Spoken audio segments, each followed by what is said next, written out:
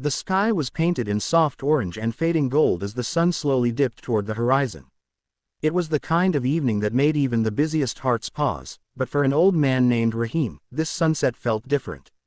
He sat alone on the wooden bench outside his small house, watching the sun with quiet eyes, as if he feared it might be the last time he would see it. Rahim had lived a long life filled with moments of joy and regret. He had once been a respected craftsman in his village, a man known for carving beautiful wooden toys for children. But the years had changed everything. Work had slowed down, his wife had passed away, his children had moved to cities, and he was left with memories that echoed louder than voices. Today, however, something felt heavier in his chest. A deep ache, both physical and emotional, settled in him like a shadow that refused to leave. Rahim whispered to himself, "Maybe this is my last sunset." He wasn't afraid of death, but he feared leaving the world without fixing the mistakes of his past. As he watched the glowing sky, little footsteps approached. It was a boy named Ion, barely 10, who often visited Rahim after school. Ion considered Rahim his friend, someone who understood stories, dreams, and silence. "Uncle Rahim," Ion called, panting as he ran. "Why are you sitting alone today? You look sad." Rahim smiled softly, though his eyes were moist. "Just thinking, Beta, the sun looks beautiful today, doesn't it?" Ion nodded eagerly. "Yes, I came to show you my drawing. My teacher said it's the best one in class." He held out a paper. It showed a sunset, bright, colorful, full of hope. Rahim stared at it longer than usual. "Uncle, is something wrong?" Ion finally asked. Rahim sighed. "Ion, have you ever made a mistake you wished you could fix?" The boy frowned. "I broke my sister's doll once. I said sorry." Rahim chuckled despite his sadness. "Some mistakes are bigger, Beta. Sometimes saying sorry is hard, especially when it's been many years." Ion, curious and innocent, sat next to him. "Who do you want to say sorry to?" Rahim looked at the sinking sun.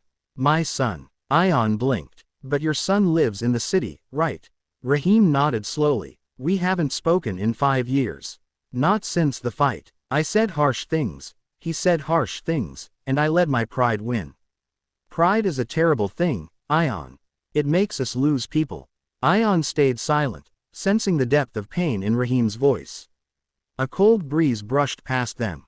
Rahim held his chest for a moment. Ion panicked. "Uncle, are you okay?" Rahim forced a small smile. "I'm all right, Beta, just tired." The boy looked at him, worried. Then he said something simple, something only a child's heart could produce. "Uncle, why don't you call him?" Rahim's smile faded. "I don't know if he will talk to me." "How will you know if you don't try?" Ion insisted. The sun had almost touched the horizon now. Rahim closed his eyes. The boy was right. Fear and guilt had chained him for years. Gathering his strength, he went inside and picked up his old phone. His hands trembled. He stared at the number he had memorized but never dialed. Ion stood beside him, giving silent courage. Rahim finally pressed the call button. The ringing felt endless. Then a voice. A familiar voice. "Abba." Rahim froze. Tears filled his old eyes. "Arif. My son." There was silence on the other end. Both father and son were breathing heavily, trying not to break. Rahim whispered, "I don't know how much time I have left. I don't want to leave this world with your anger in your heart. Forgive me, Beta." Arif didn't respond. Rahim's heart pounded painfully. Then Arif's voice cracked. "Abba, I'm the one who should apologize. I shouldn't have shouted that day. I miss you every day." Rahim covered his mouth, crying softly. Years of distance melted in seconds. "Can I come home?" Arif asked. "Please," Rahim whispered. "Before sunset ends." Ion ran outside to see if the sun was still visible. "Uncle, there's still time." Minutes later, the sound of a car echoed through the street. Arif rushed toward his father, eyes wet, heart trembling. Rahim stood weakly, leaning on his cane, but the moment he saw his son, he dropped it and opened his arms. They embraced like two souls reunited after a lifetime of longing.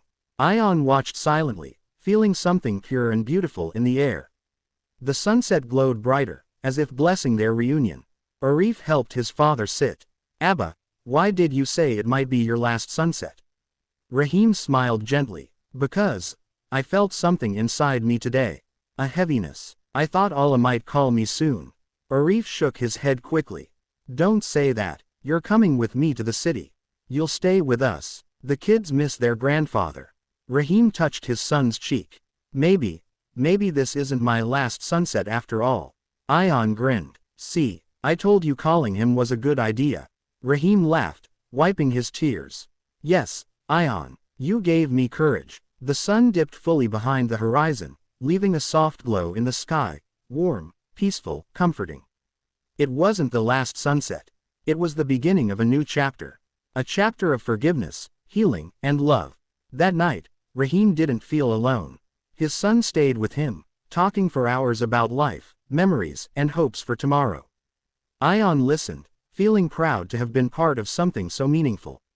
The moral of the story settled quietly in the hearts of all who were there. Never wait too long to fix what matters. Pride fades, but relationships don't come back if you let them slip away. Sometimes one call, one apology, one step, can save an entire lifetime of love. And somewhere in that peaceful night, Rahim looked at the stars and whispered, "Thank you, Allah, for giving me one more sunset to make things right." If you want AI image prompts, thumbnail prompt, description, and titles like before, just say, continue.